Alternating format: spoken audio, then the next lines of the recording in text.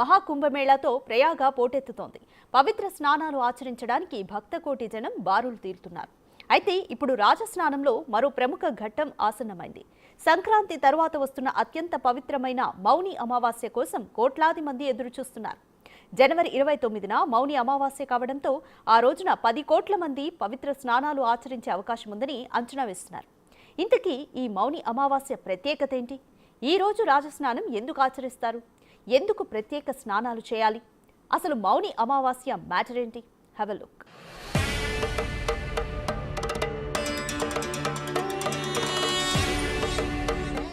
కుంభమేళాలో స్నానం అతి ముఖ్యమైన ఆచారం. అయితే మకర సంక్రాంతి నుండి ప్రారంభించి ప్రతిరోజు సంగమంలో స్నానం చేయడం పవిత్రంగా భావిస్తారు.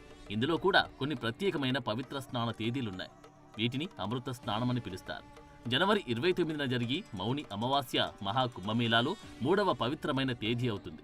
కుంభమేళాలు 5 శుభ తేదీలు ఉండగా మొదటి 2 రోజులు జనవరి 13న పౌష్ పూర్ణిమ, జనవరి 14న మకర సంక్రాంతి ఉంటాయి. అయితే వీటి తర్వాత వచ్చేదే జనవరి 29న మౌని అమావాస్య.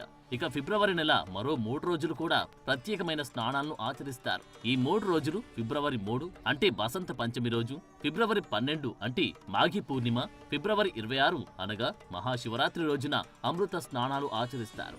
అయితే వీటన్నిటిలో మౌని అమావాస్య రోజును అందరూ అత్యంత పవిత్రమైనదిగా భావిస్తారు. అందుకే మౌని అమావాస్య రోజున జరిగి మహాకుంభమేళా అమృత స్నానం సందర్భంగా ప్రయాగ్రాజ్లో 11 కోట్లకు పైగా భక్తులు స్నానమాచరిస్తారని ఉత్తరప్రదేశ్ ప్రభుత్వం తెలిపింది. ఈ విషయంలో జనసమూహాన్ని, ట్రాఫిక్ ను సమర్థవంతంగా నిర్వహించడానికి సమగ్ర చర్యలు తీసుకుంటున్నట్లు ప్రభుత్వం తెలిపింది. నిజానికి అమావాస్య తిథిని హిందూ మతంలో చాలా పవిత్రంగా భావిస్తారు. హిందూ మతంలో అమావాస్య ప్రతి నెల 15వ రోజున వస్తుంది.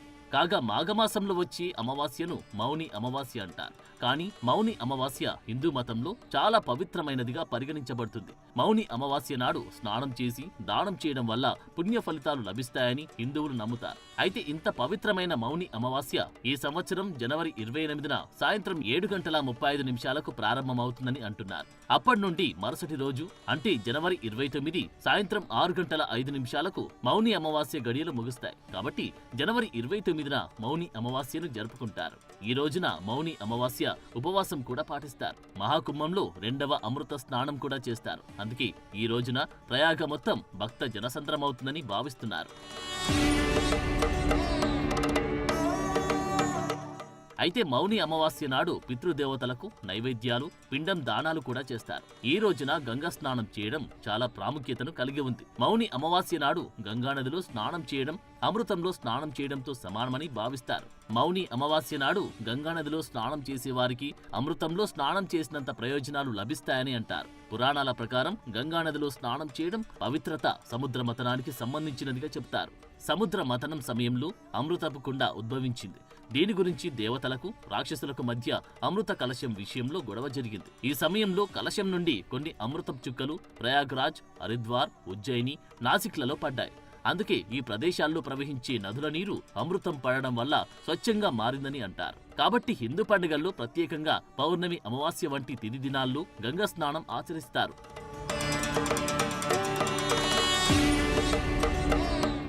ఇక మౌని అమావాస్య అనేది పవిత్ర నిశ్శబ్దం, అంతర్గత శుద్ధీకరణకు ప్రతీకగా ఉంటుంది. మౌని అనే పదం మౌన నుండి వచ్చింది, అంటే నిశ్శబ్దం. ఈ రోజున మౌనం పాటించడం వల్ల మానసిక స్పష్టత, అంతర్గత శాంతి లభిస్తుందని నమ్ముతారు. అలాగే గంగా, యమున, సరస్వతి నదుల సంగమం వద్ద స్నానం చేయడం వల్ల ఆత్మశుద్ధి అవుతుంది, గత పాపాలు తొలగిపోతాయని అంటారు. దీంతో పాటు మౌని అమావాస్య నాడు కాస్మిక్ అమరికలు ప్రత్యేకంగా ఉంటాయి. మౌని అమావాస్యకు అనుకూలమైన గ్రహ స్థానాల కారణంగా ఈ రోజును పవిత్రమైనదిగా పరిగణిస్తారు. ఈ రోజు పవిత్ర నదుల్లో స్నానం చేయడం వల్ల ఆధ్యాత్మిక ప్రయోజనాలు మెరుగవుతాయి. ఈ రోజున జలాలు దైవిక లక్షణాలు కలిగి ఉంటాయి గనుక ఈ గడియల్లో స్నానం చేస్తే మోక్ష ప్రాప్తి కలుగుతుందని విశ్వసిస్తారు. ఇక ఈ రోజును రిషబ్ దేవ్ సాంప్రదాయంగా ఆచరిస్తారు. ఈ రోజు జైన మతంలో అత్యంత పవిత్రుడైన ఋషి, తీర్థంకారుడైన రిషబ్ దేవ్ పవిత్ర స్నానం చేయడం ద్వారా తన మౌనాన్ని వీడిన సందర్భాన్ని సూచిస్తోంది. ఆయన చేసిన ఈ భక్తి చర్య ఇప్పటికీ కోట్లాది మంది యాత్రికులు అనుసరించేలా చేస్తోంది.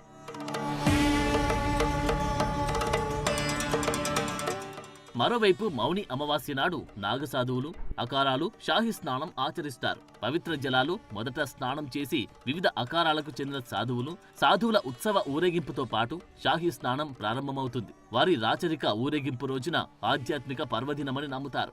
అందుకే ఈ ఆచారంలో పాల్గొనడానికి ప్రజలు పోటెత్తుతారు. అలాగే ఈ రోజున సామూహిక తీర్థయాత్రలు ఎక్కువగా జరుగుతాయి. కుంభమేళ సమయంలో మౌని అమావాస్య యాత్రికులు భారీ సంఖ్యలో వస్తారు. ఈ రోజున స్నానం చేయడం వల్ల కర్మ శుద్ధీకరణ కావడమే కాకుండా పూర్వీకులకు ప్రయోజనం చేకూరుతుందని, వారికి మోక్షం కలుగుతుందని నమ్ముతారు. అలాగే ఈ ప్రత్యేకమైన అమావాస్య గడియల్లో అహంకార ప్రక్షాళన, ఆధ్యాత్మిక పునర్జన్మ కలుగుతుందని విశ్వసిస్తారు. మౌని అమావాస్య స్నానం వ్యక్తిలోని అహంకారాన్ని, ప్రాపంచిక అనుబంధాలను త్యజించడాన్ని కూడా సూచిస్తోంది. అందుకే మౌని అమావాస్య నాడు తీర్థయాత్రికులు సరికొత్తగా ఆధ్యాత్మిక పునరుజ్జీవనాన్ని అనుభవిస్తారు.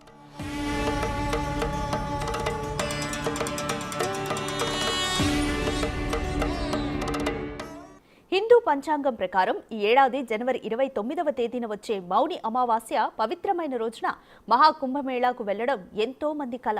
ఈ సందర్భంగా ప్రయాగ్రాజ్లోని త్రివేణి సంగమంలో రాజస్నానం చేస్తే శుభ ఫలితాలొస్తాయని పండితులు చెబుతున్నారు. మౌని అమావాస్య, సర్వేషాం అమావాస్య, చొల్లంకి అమావాస్య అని పిలుచుకునే ఈ రోజు గురించి భగవద్గీతలో శ్రీకృష్ణుడు బోధించిన అంశాలు కూడా ఉన్నాయి.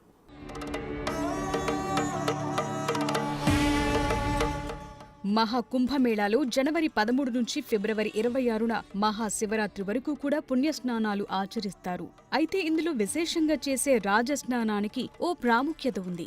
సాధారణంగా పుణ్యతిథుల్లో నది స్నానం విశేషంగా చేస్తారు. ఇక మహాకుంభమేళాలో వచ్చే విశేష తిథుల్లో స్నానం చేయటాన్ని రాజస్నానంగా చెప్తారు. కుంభమేళాలో స్నానం చేయటం వల్ల సకల దేవతల ఆశీస్సులు లభిస్తాయని, సమస్త పాపాలు నశించి మోక్షం లభిస్తుందని విశ్వాసం.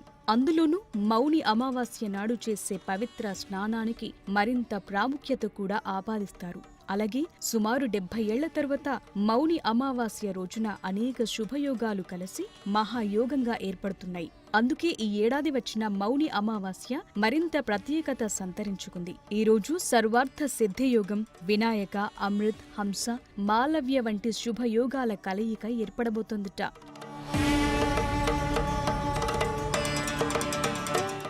ఇక మౌని అమావాస్యని చొల్లంగి అమావాస్య అని కూడా అంటారు. పూర్వీకులకు మోక్షాన్ని ప్రసాదించే ఈ అమావాస్య రోజున చేసే నదీ స్నానానికి అత్యంత విశిష్టత ఉంది. సాధారణంగా మౌని అమావాస్య రోజున చేసే నది స్నానం, శ్రాద్ధం వంటి కర్మలతో పూర్వీకుల అనుగ్రహం లభిస్తుందని, పితృదోషాలు తొలగిపోతాయని విశ్వాసం. అందుకే ఏడాదిలో వచ్చే 12 అమావాస్యల్లో పుష్యమాస అమావాస్య చాలా ప్రత్యేకమైందిగా భావిస్తారు. మహాకుంభమేళ, మౌని అమావాస్యల కలయిక అంటే ఆ ఫలితాన్ని ఊహించలేం అంటారు పండితులు. మౌని అమావాస్య రోజు మకర రాశిలో పంచగ్రాహి యోగం ఏర్పడుతుందని, 7 దశాబ్దాల తరువాత ఇలాంటి పరిణామం చోటు చేసుకుంటుందని అంటున్నారు. ఇక వినాయక్, అమృత్, హంస, మాలవ్య యోగం సర్వార్థ సిద్ధి యోగంతో కలవటం ద్వారా ఈ మహాయోగం ఏర్పడుతుందని, కొన్ని దశాబ్దాల తరువాత ఇలాంటి శుభకార్యం జరుగుతుందని నమ్ముతారు.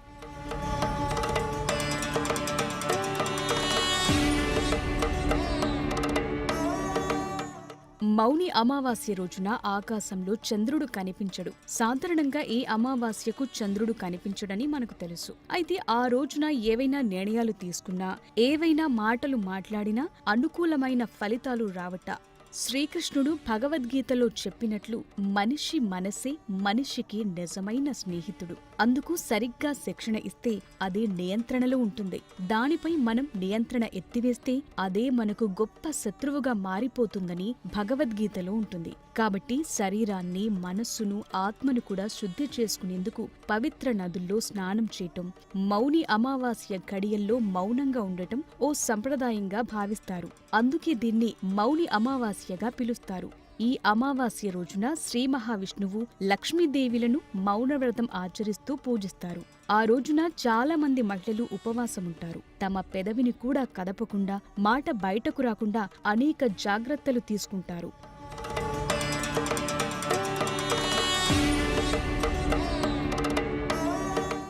ఇక మౌని అమావాస్యకు మరో పేరు కూడా ఉంది. మౌని అమావాస్యను మాఘి అమావాస్య అని కూడా అంటారు. దీన్నే ఎక్కువగా ఉత్తర భారతంలో నమ్ముతారు. మౌని అమావాస్య పదాల్లో ఉన్న మౌని, అమ, వాస్య అనే పదాలను ఆధ్యాత్మికంగా చాలా గొప్పగా భావిస్తారు. ఇందులో నుండి ఒక్కో అర్థం వచ్చేలా పూర్వీకులు వివరణ ఇచ్చారు. మౌని అంటే మాట్లాడకుండా మౌనంగా ఉండటం, అమ అంటే చీకటి, వాస్య అంటే కామం. ఇలా మొత్తం దీని అర్థం ఏంటంటే పగటిపూట మౌనంగా ఉండి చీకటిని, కామాన్ని నిగ్రహంగా ఉంచుకోవటం. జ్యోతిష్య శాస్త్రం ప్రకారం మనస్సులను నియంత్రించే గ్రహ సమయంగా దీన్ని నమ్ముతారు. అలాగే ఈ అమావాస్యను మహాశివరాత్రి ముందు వచ్చే ఆఖరి అమావాస్య అని కూడా అంటారు. ఇక రుద్రాక్షలకు చంద్రుడితో బంధం ఉన్నందున ఈ రోజున రుద్రాక్ష మాలలు కూడా ధరిస్తారు. అందుకే ఈ రోజున గంగా నదిలో స్నానం చేయటానికి భక్తులు బారులు తీరుతారు. గంగా నదిలో స్నానానికి ఆ రోజు అత్యంత పవిత్రమైన రోజని చాలా మంది హిందువుల నమ్మకం.